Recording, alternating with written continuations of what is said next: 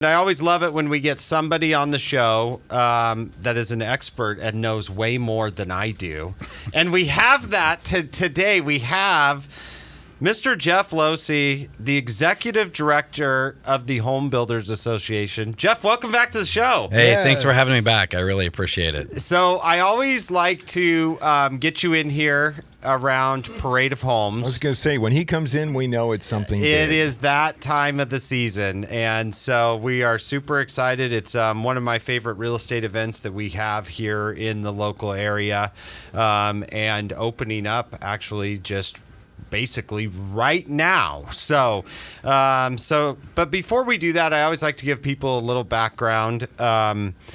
Jeff, tell us a little bit about, for listeners that don't know, what is the HBA and what do they do? I mean, it's not just hosting the Parade of Homes. What do you guys do over there? Yeah, so real quickly, the Home Builders Association, so we have over 600 members that consist of builders, suppliers, realtors, insurance agents. I mean, it's just the gamut. Anything that goes into a home, we are the association that represents them locally.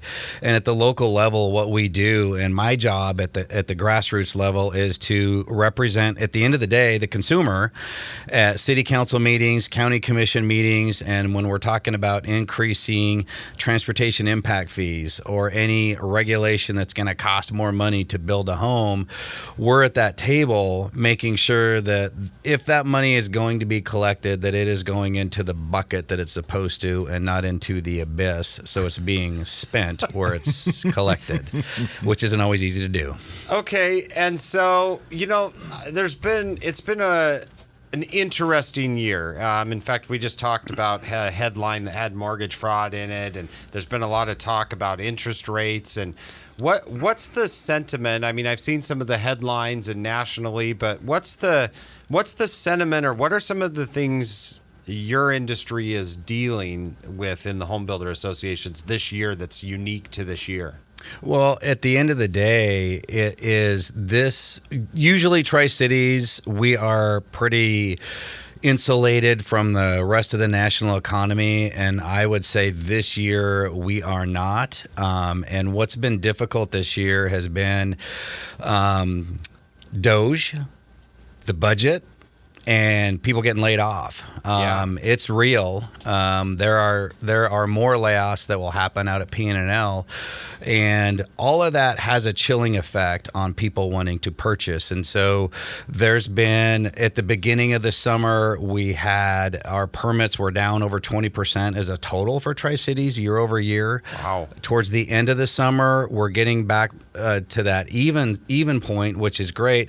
And if there actually is some relaxation and we do see a decrease in interest rates, we're hopeful, because normally, as you're aware, the summertime is generally, the builders are really busy, and that's when they hammer things out. But this one has been a little bit of an anomaly when it comes to builder confidence and what the outlook is. And so it's been a little tenuous this year. And I would say that's the biggest difference this year, is that budgets and the interest rates and of course, not knowing where those are going to end up. And, and at the end of the day, it all has an effect on people's income, which affects their buying ability and whether or not they want to try to move at this same time. Yeah, no, I think you really nailed it in the fact that with rates the way they are, it's been a shock to the system for, you know, first-time home buyers, especially even for people downsizing. I mean, I don't always love it when I see these things publicized, but there was an article came out earlier in the week that for the first time in 9 years, we actually saw the national home ownership rate slip, and it wasn't by a lot; it was like by 0.1%. But the fact of the matter is that trend line has been going one direction for 9 years. And so, and then they had great data to equate that to the number of renters have gone up. So some of those households that were formed have had to go the renting route because they can't afford to get, you know, into that first time home buyer bucket per se. So, yeah, well, we appreciate you guys keeping an eye on all of that and helping. We do have, so one of the things that you guys do is you put on this Parade of Homes. We do, and it gives us the opportunity to show the latest and the greatest that the builders are able to put together. When you talk about some of the things that make a home, Instagram's great, and it's great to see a picture. But there's something about seeing it in real life. I'm one of those that I'm a visual and I need to see it. And this is that great opportunity. We got 10 homes around Tri-Cities to give that opportunity to see this is what's happening in construction right now, to give that opportunity to go out there and just see what's being built. And there are some great designs and some designers that have worked in these houses, and they look spectacular. Yeah, and there's a lot of cool options. I've been peeking around at what's going, and then I'm headed out later today to check them out in person myself, just like anybody else. But it's cool because you can see there's everything from townhouses in that starter home category to some pretty incredible up to $2 million, I think, roughly. 2.5. Some pretty incredible builds on the high end. A very traditional that I saw, and then it looks like there's an amazing modern that I'm excited to get over to. So this is great entertainment, and it's also pretty cheap entertainment. The tickets are at Circle K. And are they $10. Still $10? Still $10. You guys have been able to hold the price. Still $10. Okay, well, for $10, and I mean $1 a house, basically, that is really, really cheap entertainment for today. So if you're driving around, listening, you don't have anything to do, Jeff, it's an ordeal. Like for you guys to put this on and organize this year after year. So for somebody to have a house ready for the parade right now, when do you start working on this with the builders and your plans, etc.? Well, we start as soon as the last parade ends. Okay, got you. You start in 2 weeks from now. Yeah, that's when we start. You digest what happened here. What do we need to change next year to get rid of some of the pinch points, And for the builders, it's always dictated on the size of the home and whether it's a custom or a spec. Right. And I would tell you that most of them, if they have their way, they will always pick a spec over a custom. Because it's their choice. Right. Once you let somebody else start deciding what you're going to build, and then they want to change, no. I really don't want that door there. I want it over here. And it's like, we ain't got time. Yeah, I got you. We got to move. And so that's the builder's biggest challenge is, you can move deadlines in other arenas, but when it's an event, like when it's go time, it's go time. And today we're going, and if it's not open, the other thing is the backlash from the consumer. When it's not done, it's not good. Yeah, not good. I mean, you have all these printed tickets and addresses, and that would be a real disaster for sure. It's only happened twice in my 21 years. Okay, it's not this year, so we're still good. We're still good for sure. Now the thing. Just to give people an idea what to expect and what to be looking out for. So there's some rules about going to the parade. These are expensive homes and people have put a lot in. So what are the basics that people need to know? The easiest thing to remember about this is yes, it's great to go to this event, but when you get your ticket, the first thing you're going to want to do is open it up. And if you don't like reading the instructions and you want Google to take you there, don't just put the address into Google because it won't take you to the right location. Go to our website, hbatc.com, and go to the Parade of Homes and go to our maps, and our map has the pin put in the right spot to get you to the right home. So that's for starters, because you don't want to show up to the first house frustrated because you couldn't find it. There are blue and yellow signs that are directionals that tell you which way to turn. So Excellent. If you are following turn by turn, once you get close, you'll start seeing the signs and the brake lights in front of you. So follow them. And then when you get to the home, the next thing you're going to do is somebody will be at the front door to stamp your ticket upon entry, but then there's also going to be benches out front. And then HAPO has provided booties for everybody to attend the show. And so you take off your shoes, and you put on a pair of booties, whether you have socks or bare feet. We wear booties all the time.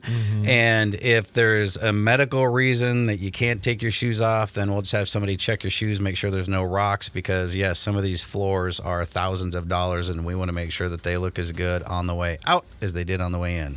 Yeah, I was actually, and that's a big deal. And people ask, well, why can't I just wear my shoes under the booties? And we literally had, I was repping the home that this happened on about 7-8 years ago, and somebody had a rock in their shoe, and they put the booty on over it, and then it ripped right through the booty, and they walked throughout, and they were kind of dragging their feet, and there were like scratch marks all over real hardwood floors. It was a disaster. So they had to go through and fix it. Refinish those, it is important that people pay attention to that and plan on having shoes off and then booties on over the rest of it. So. And shoes that are easy to do it with. And then the other thing is just please don't wear the booties from your car to the house. A little bit of dirt there on the street. Well, I mean, look. We see it though. No, trust me. When you work at the front of these, and over the years, I've seen a lot of stuff there for sure.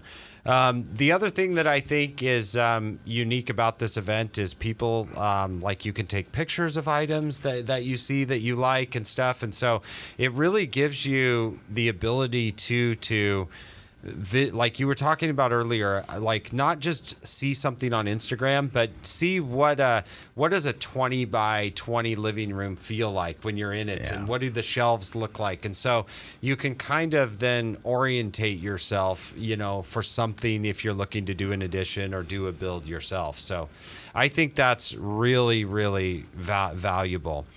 Okay, question for you: I always ask, what is the craziest thing that you've seen happen at the Parade of Homes that you're allowed to talk about?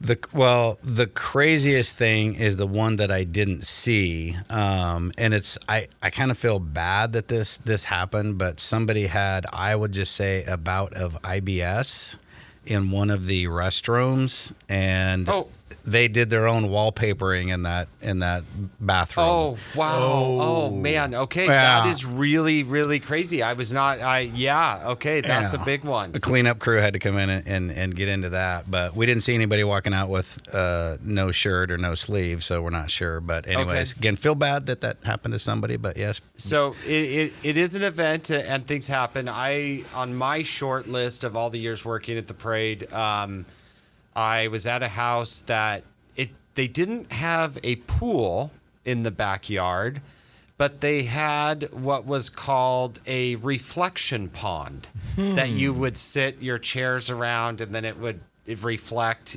off the light and everything.